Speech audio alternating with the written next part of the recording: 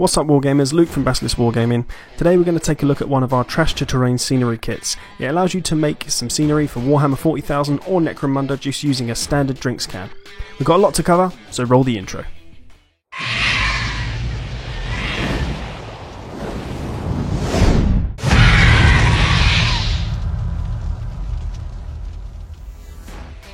Okay, so when the kit arrives at your house, this is what it will look like. It's printed from high quality PLA and it comes in a number of colours, so black or orange.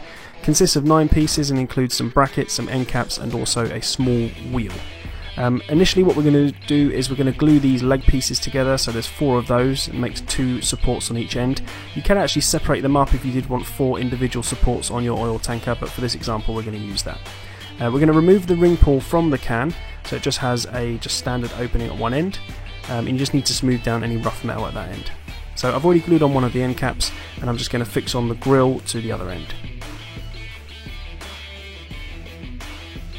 So this porthole or access panel is optional, you can leave it off if you want to, and you can also have it in a number of places on the actual oil tanker itself.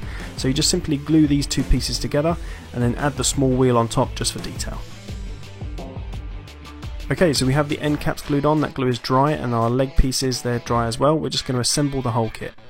So this is the part that's entirely up to you. You can have 4 legs, 2 legs, the porthole on the right, on the left. You can also use other drinks cans as well, so here's an example of a monster can we've used. So once it's all put together, you can see here with a quick 15-minute paint job, this is all ready to go on the battlefield. We've used matte green spray paint just as a base, and then we've sponged on some brown, some silvers. We've also used some inks to create some corrosion and also some just general streaking grime there. You can add some freehand, some paint and some posters just to detail the can, but you can see that you get a really nice piece of terrain, actually from trash that you had laying around your house.